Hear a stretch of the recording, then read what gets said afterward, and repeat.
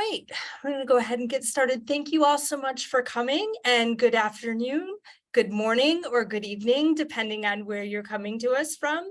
My name is Nicole Lomerson, and I'm a research associate at the Lurie Institute for Disability Policy at Brandeis University. And at our institute, we house the National Center for Disability and Pregnancy Research. And today we're going to be talking about perinatal health of women with intellectual and developmental disabilities, which is commonly abbreviated as IDD. I'm here today with my colleague, Anne Valentine, who is also a research associate here at Lurie. And I'm going to start the presentation, and then she will pick up in the second half. We're going to speak for about 30 minutes. And then we are so lucky to be joined today by a parent panelist named Lindsay Brillhart, who is a mother of 2 children, and she's going to talk about her experiences with pregnancy and having her 2 children. So just a quick housekeeping note about funding. Our research is supported by the National Institutes of Health and also by the National Institute on Disability, Independent Living, and Rehabilitation Research, which is housed under the auspices of the Administration for Community Living. But the content that we're going to share with you today is solely ours and does not reflect the views of necessarily reflect the views of our funders. So a few learning objectives to get us started. Today, we're hoping to help you develop a deeper understanding of disability, not just as a medical condition or a diagnosis on a form, but as a civil rights identity and movement. And the history of this movement impacts the perinatal health of women with IDD. We're going to also talk about socioeconomic and health disparities and how those impact the perinatal health of women with IDD. We're going to give you some statistics in the second half of this talk to show you some of the trends that we see in this population. And then finally, as I just mentioned, we're going to learn from the lived experience of Lindsay, our parent panelist. So what is disability? I always like to start out presentations with this just so we're all on the same page, because this is not as easy of a question as we sometimes think. So a person who has a disability is, by the federal definition, which is in the Americans with Disabilities Act, a person who has a physical or mental impairment that substantially limits one or more major life activities. There are about 1 in 4 people in the US who have a disability. I think we're sitting at about 26% right now. That's from census data, the most current census. That works out to be about 61 million adults in the US. And we are the largest, and I say we because I am also a person with a developmental disability who is also a parent. So we are the largest minority group in the United States, but we're often not recognized as such. The term disability is not a bad word. I think sometimes we like to use euphemisms such as special needs or differently abled. These are largely terms coined by non-disabled people to help other non-disabled people feel more comfortable in the presence of disabled people. But it is okay to use the word disability. It's a powerful word. It's codified in law, and it confers upon disabled people civil rights and protections. So under this larger category of disability, we have intellectual and developmental disabilities. And that's what we're going to be talking about today. Intellectual disability occurs anytime before age 18. And it impacts the ability to learn, reason, and problem solve. It can affect social skills and life skills. Sometimes you might see in the literature the term learning disability and intellectual disability used interchangeably, especially in research coming out of the UK. these are, in the US, learning disabilities and intellectual disabilities are two different things.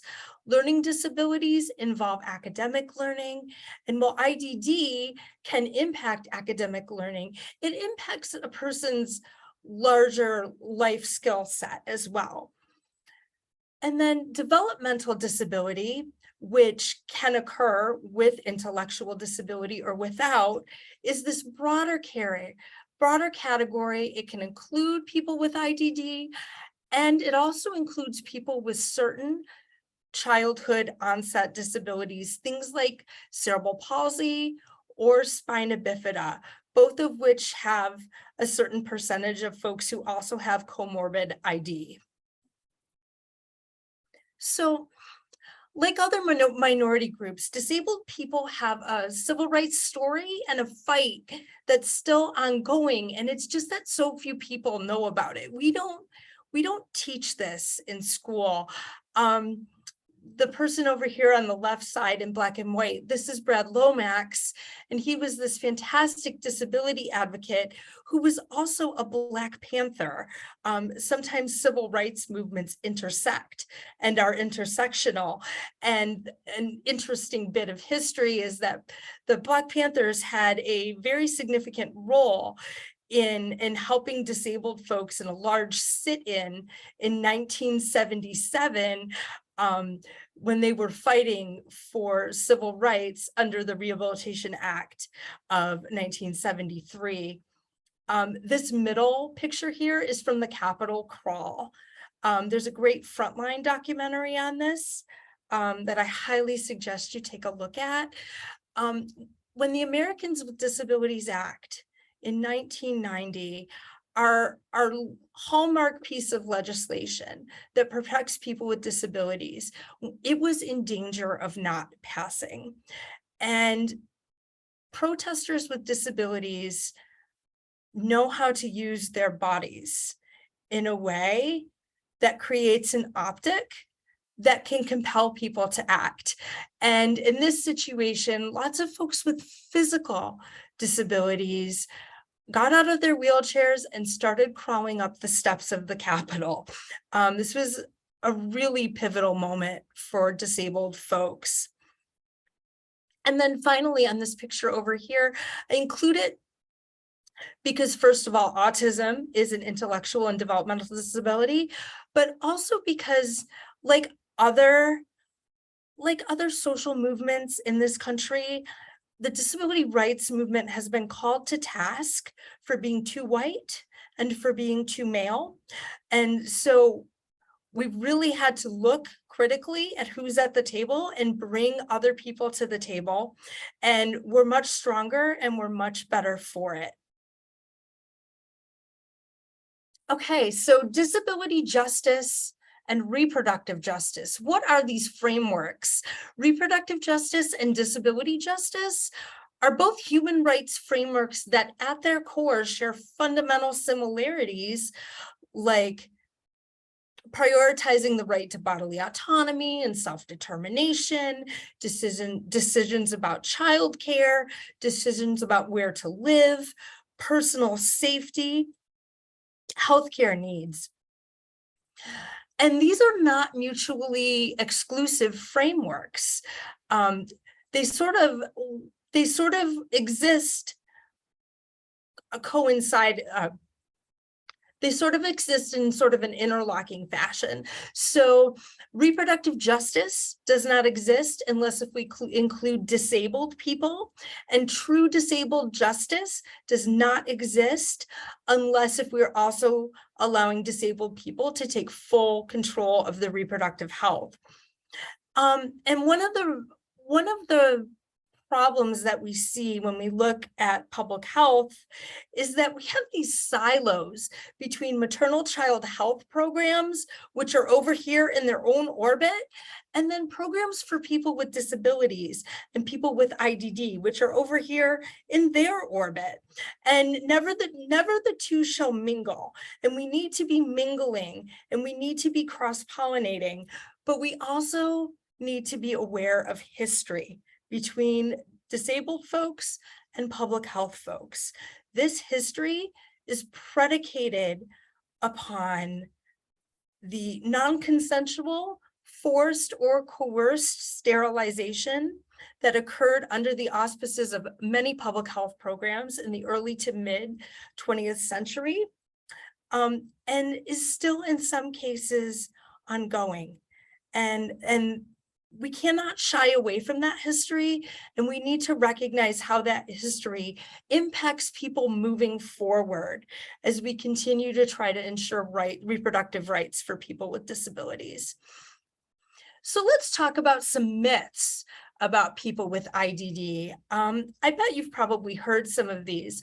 We tend to think of people with IDD as being either non-sexual or hypersexual. So the sexuality is on a continuum, and in either direction, folks with IDD are pathologized in their sexuality.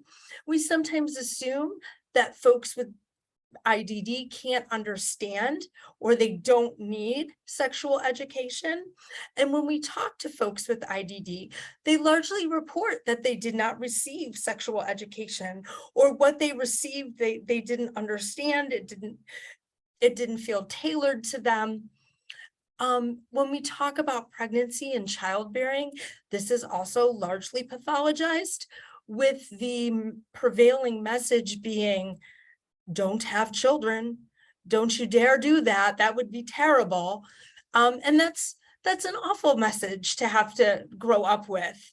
And then when folks with disabilities become pregnant, we sort of have this myth in our country that this population cannot raise children, and that is largely untrue.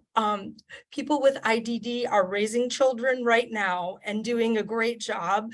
Some folks need more supports, and this is more a question of what supports can we provide this parent with a disability, rather than should this parent with a disability be parenting.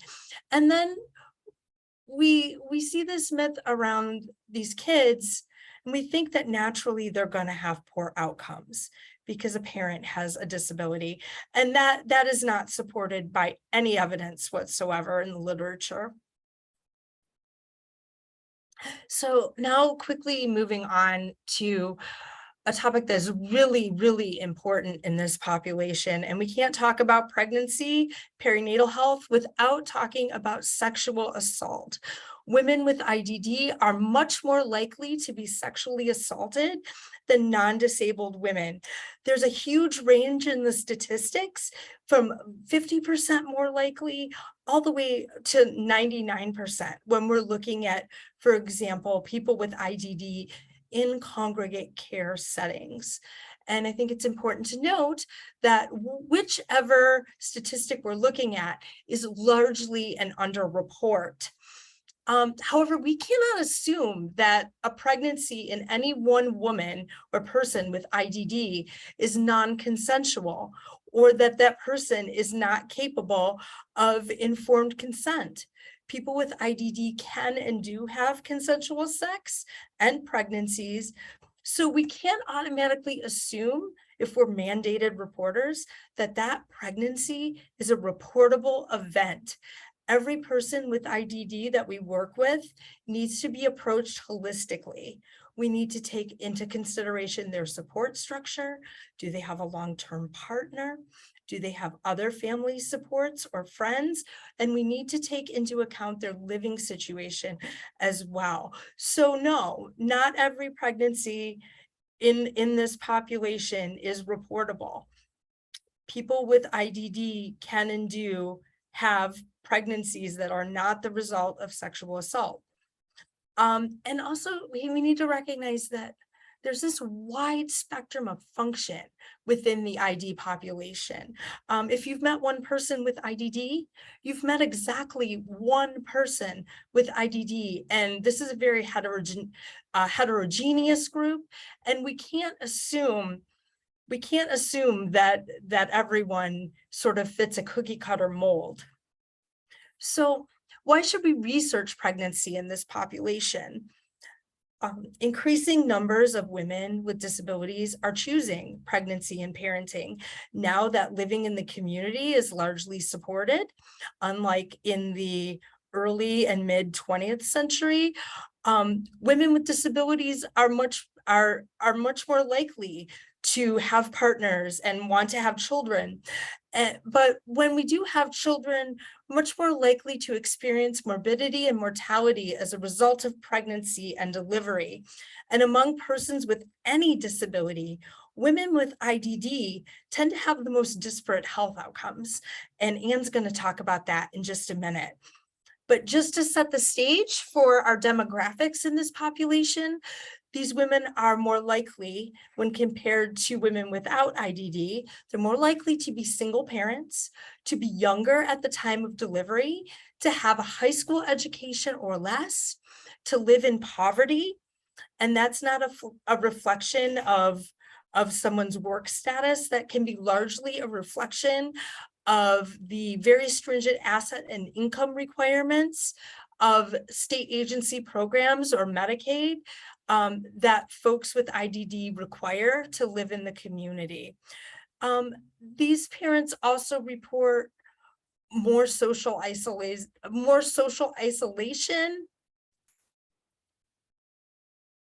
And so how do we know this?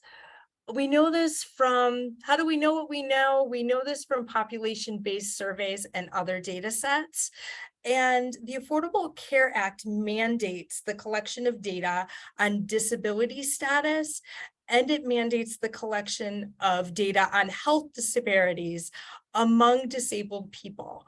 So sources of our data include health surveillance initiatives like population-based surveys, disease registries, administrative data, healthcare claims data that can contain ICD-10 codes, vital records, and injury surveillance. And the data recorded across these systems is largely not standardized. And that can be a real barrier to getting good results that really tell us the whole story, because we can't, our data just is not standardized. So there's in terms of how we identify disability, every survey is a little bit different, but there is an effort to standardize more data, an international effort by a group called the Washington Group, which has 6 disability-related questions to ascertain disability and level of impairment. These questions are designed to be included into other surveys, and we've included them in our PRAMs in Massachusetts. And these look at physical functioning, hearing, the ability to see, they look at the ability to live in the community, and do ADLs. So activities of daily living. So I'm going to turn it over to my colleague, Anne Valentine, to talk about the statistics. Hi, good afternoon, and thank you, Nicole. I noticed a number of questions coming up on the Q&A or the chat, and we will make sure we get to those at the end of the presentation, try to address questions. Also, I want to say that this is going to be a very cursory review of what is known. We have limited time, but I think we tried to present a bit of a life course perspective so people could consider what is known, what isn't known. And I'll just say from the outset, there's a lot more research to be done. We welcome your participation and interest in this really important area of inquiry. And should you have questions or concerns about any data I present, or any other questions about disability or the reproductive and sexual health of women with IDD, please don't hesitate to reach out after the presentation. We look forward to ongoing conversation with you. Nicole, would you please advance the slide? One moment. I don't know if she can hear me. I can hear you. Okay. I'm sorry. No, it's okay. And if you could just keep going so I can. Yep. Yeah, thank you so much. Okay. So I I want to begin by just giving you just a little bit of data on women with disabilities overall. We know that about 12 to 14% of reproductive age women in the US have a disability. So pregnancy prevention is obviously just as important for women with disabilities as it is for women without disabilities. Historic neglect of the sexual and reproductive healthcare needs of women with disabilities has really limited our knowledge, our information about access to service and utilization of contraceptive services. We do know that contraceptive decision-making tends to vary by the presence of a disability and the type of disability. Much of the data to date, we have better data collection now and we have better data, but a lot of what we know about contraceptive use among persons with disabilities is based on observational research. And again, that's sort of limited our understanding about, particularly about interventions and ways to improve contraceptive access and uptake. I will say that overall, the data suggests that women with IDD report lower knowledge of contraceptive use and methods, and basically how to prevent pregnancy than other women with disabilities.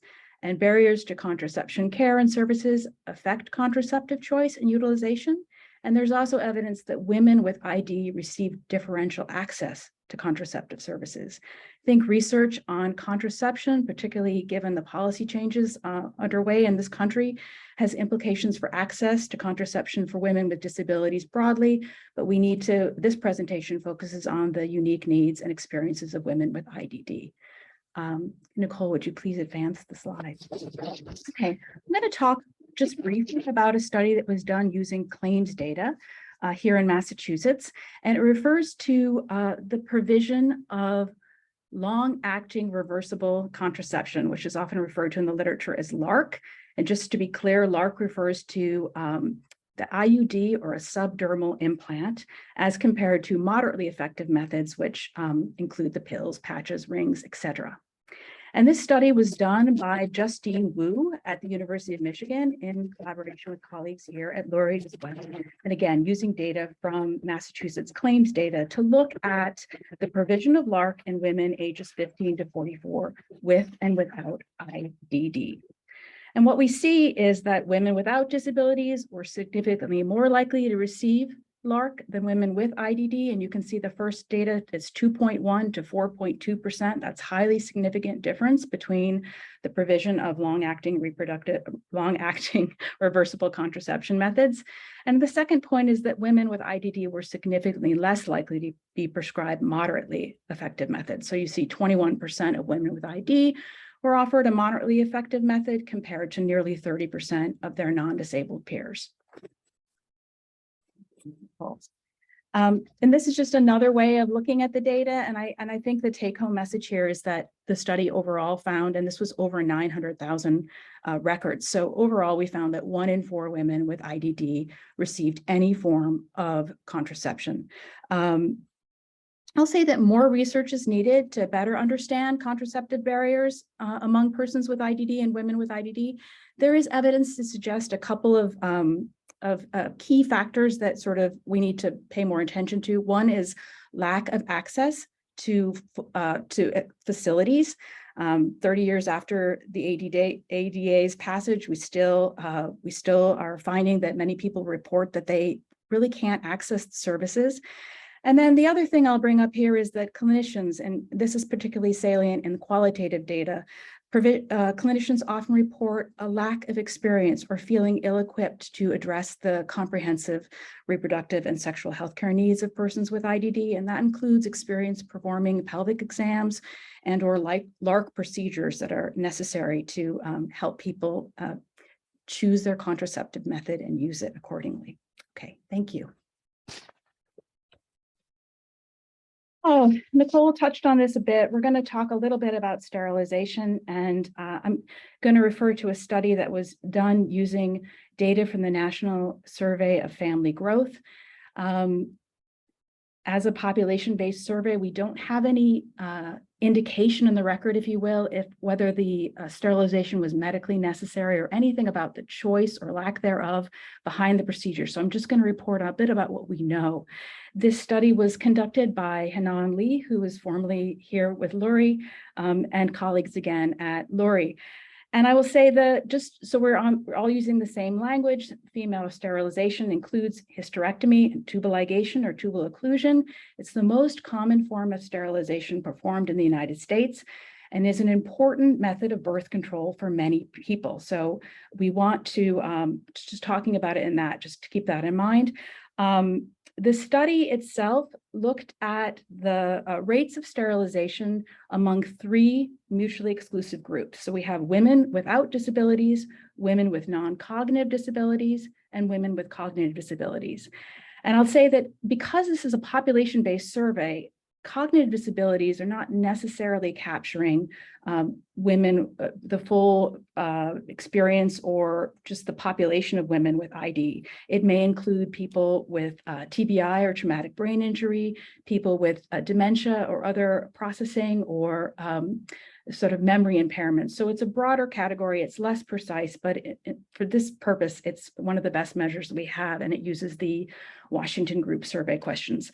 As you can see from the slide, what we found was that among people reporting sterilization, 22% identified as having a cognitive disability, 25% as having a non-cognitive disability. And this category included people with sensory disabilities and people with physical disabilities, compared to women with no disability, which was 15%.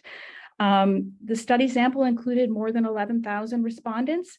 And overall, we found that women with cognitive disabilities were 1.5 times more likely to report sterilization. Women with cognitive disabilities were sterilized on average approximately 2 years younger than women with no disability, and approximately 1 year younger than women with non-cognitive disabilities. And that was statistically significant difference in age. And then women with cognitive disabilities were also more likely to report having received a hysterectomy, which is the most invasive procedure of all the sort of sterilization procedures. And it's important to think about in terms of service provision and why we note the disparity in terms of the most invasive form of sterilization as opposed to tubal ligation. Okay, thank you. We're going to talk a little bit about pregnancy-related outcomes in women with IDD. And I'll say this data is drawn from a number of surveys. It's based on studies, clinical data, claims data. And if people have questions about the source of this information, please don't hesitate to reach out. Overall, we note that women with IDD experience an increased risk for hypertensive disorders, and particularly preeclampsia, which of course is associated with a number of potentially adverse outcomes, including stroke, heart failure, cardiomyopathy. The data suggests that 2 in 10 women with IDD have preeclampsia or hypertensive disorders during pregnancy. We also note that the C-section rate for women with IDD is higher, statistically higher than it is for women without disabilities. And this, of course, increases the risk for postpartum infection and morbidity. Hemorrhage and overall, it tends to be experienced at higher rates by women during labor and delivery with IDD. And we also know that embolisms, both pulmonary and deep vein thrombosis, tend to be more prevalent in birth outcomes or pregnancy-related outcomes in women with IDD. The threatened labor, the data I have suggests that 14% of women with IDD will have preterm or threatened labor, compared to just 8%, not just, but compared to 8% of women without IDD. And we also just in general noticed higher rates of both antenatal and postpartum healthcare utilization. And that has important policy implications as well. Okay, so I'm going to talk a little bit about severe maternal morbidity, or SMM, which is of course related to many of these adverse pregnancy outcomes. Nicole? And I suspect that many in the audience will be familiar with SMM, but just so we're all on the same page, if you will. SMM is a composite variable. It includes any number of life-threatening complications of labor and delivery, including things like sepsis, heart failure, the need for blood transfusion. Women in the United States, irrespective of disability status, have higher rates of SMM than women in similarly resourced countries. And there is evidence that in the US, SMM is increasing, and it's drawn, rightfully so, a lot of attention from public health and for policymakers who really want to improve the safety and outcomes of people who are in labor and delivery in the United States.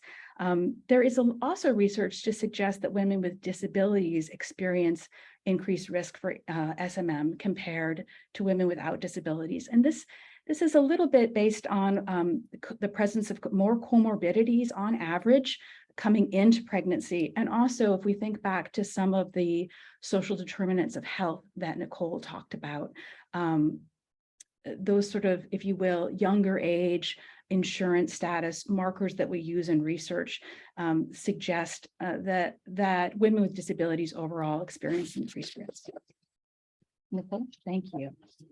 Just touch briefly on a study that was done by, led by the director of the Lurie Institute, Dr. Monica Mitra, and it specifically looked at risk of IDD, risk of SMM in labor and delivery for people with IDD. The study included, again, more than 32,000 deliveries to women with IDD. So the unit of analysis is deliveries rather than the woman per se. And what the study found is that women with IDD experience significantly higher risk of SMM. It's nearly twofold compared to women without disabilities. And another way of thinking about this is thinking about the number per 10,000 deliveries. So in women with IDD, we see 566 cases of SMM compared to 239 cases of SMM in women without intellectual disabilities. Again, that's per 10,000. This study has been joined by others recently that have found similar findings and increased risk for IDD, increased risk for SMM in women with IDD. And also the study also looked at maternal mortality risk in women with IDD, which we think about SMM along the continuum to maternal mortality. And we found that women with IDD had a nearly threefold risk of maternal mortality after adjustment for various clinical and socio-demographic covariates compared to women without disabilities. Okay, so finally, I'm just going to touch a little bit about next steps, and I'll let Nicole talk about policy implications. Thank you. These recommendations or next steps, if you will, are largely derived from our research findings and from research in the field. There is much to be done, and there's much research to be done as well. But I will say that we know enough to act. There are certainly interventions and steps that can be taken to improve service utilization and the experiences of people with IDD in seeking comprehensive sexual and reproductive health care. We've touched a little bit, but it just bears emphasizing that women with IDD experience multiple challenges in accessing care, and the need for accessible information materials about sexual and reproductive health and contraception methods is vitally important. And I would just also say that, the provision of sexual health education needs to be considered. It varies dramatically across states and across districts, but it's very important, and it's very much associated with outcomes that we really care about. The other thing that's emerged from the research is the need for improved interventions to improve provider and patient communication, and really for trainings or interventions to develop trainings for providers. As I mentioned earlier, a lot of providers in qualitative research suggest that they don't have the necessary experience or feel ill-equipped to provide care for women with IDD. And in many instances, a provider must communicate or navigate healthcare in concert with a caregiver.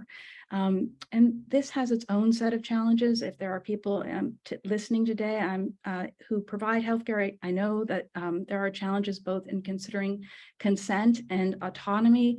I think more research is needed and more guidance is needed. I know that there are medical schools and nursing programs that provide some educational modules on disability. ACOG also has some guidelines, but I would say that it's still limited in scope and dissemination, given the numbers of people with disabilities overall who are choosing pregnancy and parenting.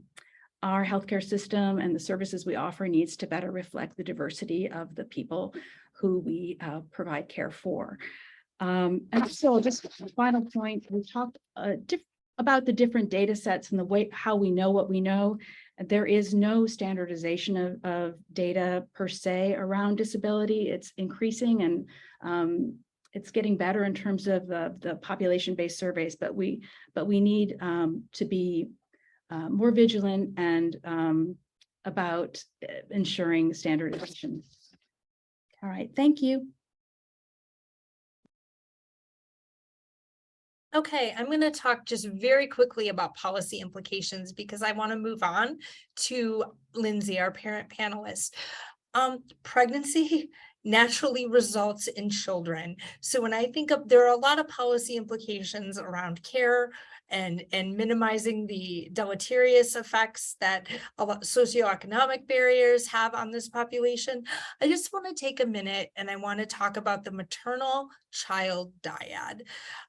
Many formal supports that parents with intellectual disabilities use are explicitly barred from serving the kids of these parents. So if you have, say, a personal care attendant who comes in and they do your laundry and they cook for you and they clean, they can still do all those things for you, but they cannot do it for your child. Often state agencies sort of think that if the PCA does these tasks, that it would be more akin to babysitting, when that's not true at all. The parent is still there to guide and support the child, and the PCA is just acting as an extension of the disabled parent. Really hoping to see some change around that in the future. We know that maternal child health programs like early intervention and postpartum home visitors could be really valuable resources for these parents. And if you're interested in early intervention, we have a previous webinar on the role of early intervention in early childhood for parents with disabilities. But these parents have this really well-grounded fear and suspicion of being reported and suspicion of mandated reporters.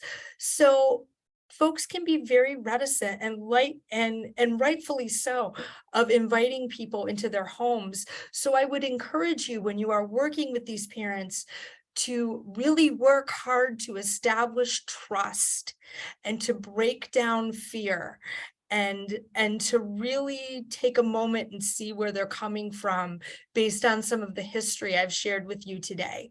And I mean, these fears are well grounded because these parents are much more likely to interface with state child welfare than non-disabled parents, despite the ADA protecting the rights of these parents in family court and child welfare proceedings.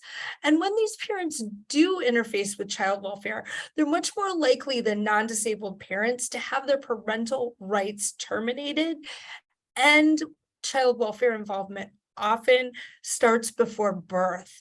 And all of these situations and the fear and the suspicion and the assumptions that we make about these parents really serve to like pull at this dyad that should be linked so tightly. And we really need to do better in terms of our policy to help these children grow up with their parents. And I can think of no better way to end this section than to hand it over to our parent panelist, Lindsay Brillhart. Lindsay? Hi. Hi. Hi. You did Um, awesome. You know what? I don't feel like I had to put a lot in there. I was sitting there getting lots of information from the information that you got. So it was amazing. is there anything in particular that you heard that made you go, oh yeah, I felt that, or I experienced that? Anything that you'd like to share? I think that with uh, I have two daughters, and you might see them. One has a blue shirt and one has a pink shirt. The older one is in the blue shirt. The younger one is in a pink shirt. So I don't know if you'll see them or not. But if you see two girls coming around my shoulders, you know who they are. And I had it for my older one. I had a regular pregnancy that was easy, 7 hour pregnancy. And so that was easy. I didn't have to have a C-section or anything. But my 11 and a half year old, um, I had a C-section and I had preeclampsia, so I know a lot about that. And I didn't have any child welfare or anything, but I work with an organization called TASP, the Association for Sexual Parenting. Um, the website is a chance to parent.org, but we have worked with some of the parents that have gotten their kids taken away. And I've heard some of the sad stories about the things that have happened to those kids. And also, when we were, my little girl that is 11 and a half now was in the NICU, the neonatal intensive care unit. There was a little boy, I believe, that was next to us that got taken away. So we got to see it firsthand. Sometimes you don't get to see things like that firsthand. The one thing I would encourage is have EI, intervention for the kids. Um, I'm still working on that. I had a call right before this to work on a care plan for my daughter. She doesn't talk, but they have it where we live. Sorry, I live in Southern Ohio, and we have a care plan for her because she doesn't talk.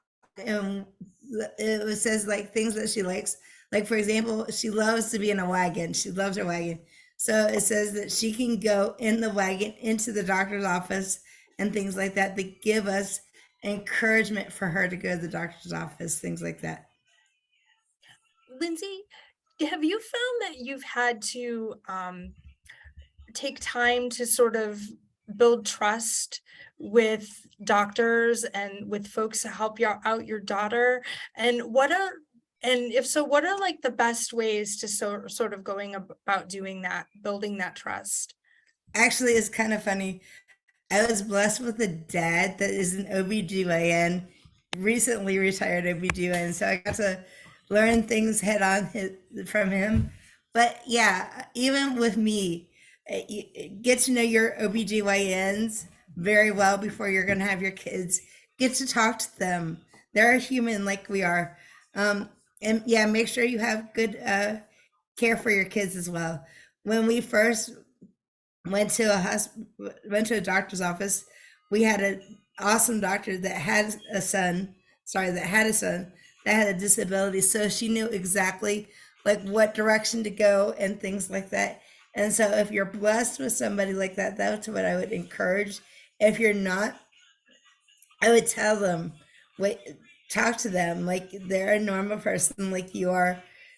Make sure that you talk to them in people first language so that they understand what it's like to have a disability, things like that.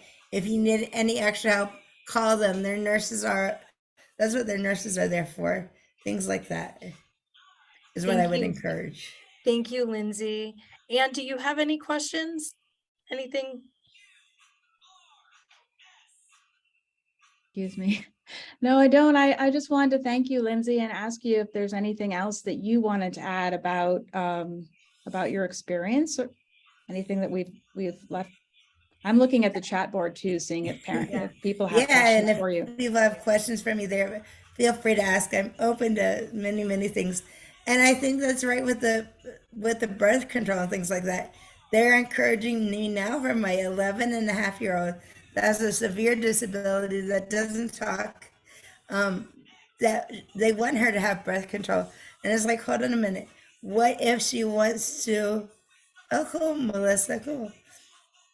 What if she wants to have kids someday? That's the way I look at it. And I don't want her to have any tubal ligation or anything like that, because I never know. Mhm. Kids with disabilities, people with disabilities are allowed to have kids. So Mhm. that's what I would encourage, and have a good advocate.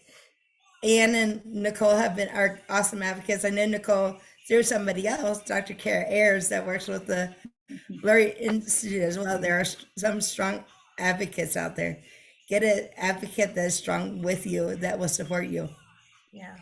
Can And you I think for advocates, for allies, your best source of information are parenting and pregnant people with disabilities when we're talking about parenting and pregnancy. And I think Lindsay is a great example of that. And I've always enjoyed working with you, Lindsay. It has been such a pleasure. Do we want to take a question? I apologize for leaving my screen share up. I didn't realize I had done that. Do we want to look at some questions here? Can you talk about the importance of making reproductive services accessible and inclusive for trans and gender diverse disabled people? This is really important. And I just want to take a moment. When generally we are talking about pregnant people, we use gender neutral language. The research, however, that we are focused on is only looking at women. And this is a huge gaping hole in the literature that we need more information on these parents as well. I think sometimes that when you are a member of several minority groups, the marginalization can be super additive. And, for trans parents who also have disabilities, they may not want to disclose. And that can be a real barrier to researching this population, and rightly so. I mean, the fear is very well justified, but we have a lot more work to do there.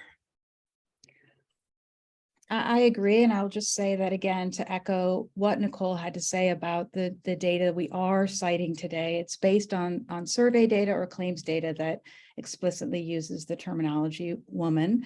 And I would just say that I think perhaps a bit slowly and a bit late to the game, but even the federal government, in terms of what they're interested in funding, is beginning to appreciate the need for a more inclusive approach within general healthcare, but also for people with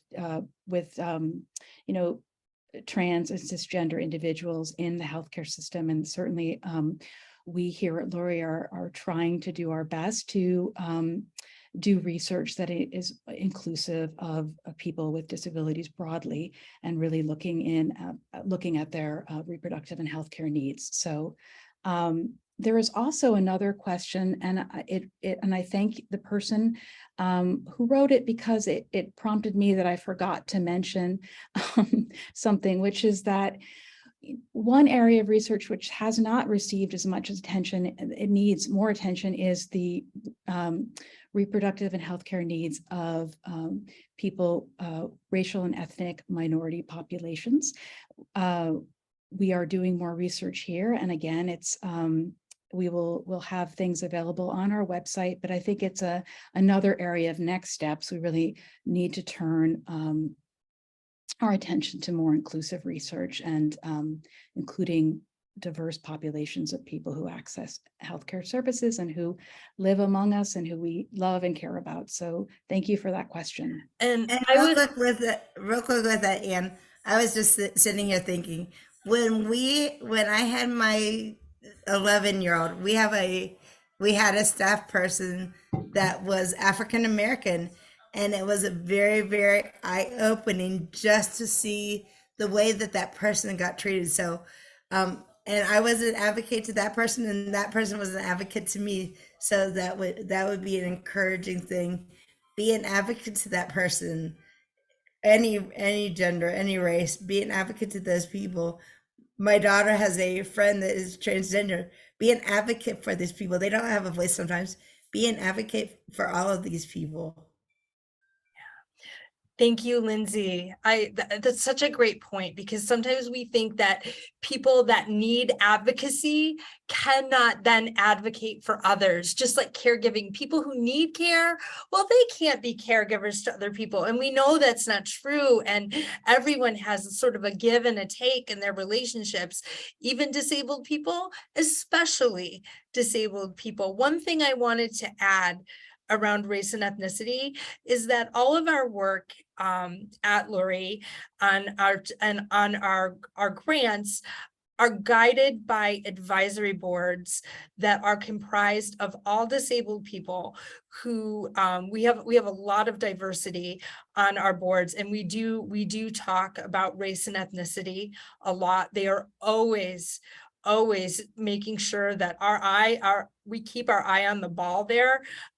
Fantastic advisory board that we really take their suggestions seriously, because nothing about us without us. Our work must be guided by disabled people to be relevant, and that especially includes disabled people of color. Any more questions? I'm gonna put up our contact information in just a second. We have a few more questions. Are there any policy programs or formal supports with IDD specifically targeted at the transition to adulthood period? My understanding is there seems to be a gap in supports for young people between childhood and adolescence and adulthood with parenting programs for things such as home visiting or WIC. And I would say absolutely, there's a gap in services. I think it takes parents and young people with disabilities by surprise sometimes, how once they're out of school, when they've either turned 18 or 22 is a really common age for the programs to sort of shift to adulthood, that the programs change. And then once we're in adult-based programs and services, that information about parenting and about pregnancy often isn't there. And we absolutely need to do better there. None of us are going to put ourselves out of a job in this lifetime, I fear. But I'm trying to think of, I know in certain states, there have been programs that really focus on the transition to adulthood. Where sex education is concerned, Planned Parenthood has, some of the state entities at Planned Parenthood have put out some good things around sex education for young folks, young adults with disabilities, so they can be a good resource. But yeah, it's very piecemeal. It's very dependent on the states and what the states want to do and what they think are priorities. Anything you want to add to that, Anne? I would just say that the data is really not there, and it's an area of inquiry that is also being looked at by the federal government in terms of funding, and we don't know a lot there. We can intuit based on some of the outcomes we see and sort of the lack of comprehensive reproductive health and sexual reproductive health care needs. But I would say it's something that needs a lot more attention. Yeah. It's a great question, though. I will say that I'm going to try to address some of you are asking for specific guidance around particular questions, and I will spend some time today and try to get back to people. But please reach out to me. I don't know if we have our emails up there. I'm trying to get them. Okay. I'm having a little bit of a.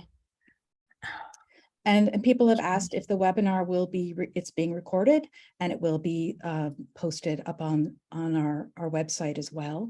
And there's also a wealth of information.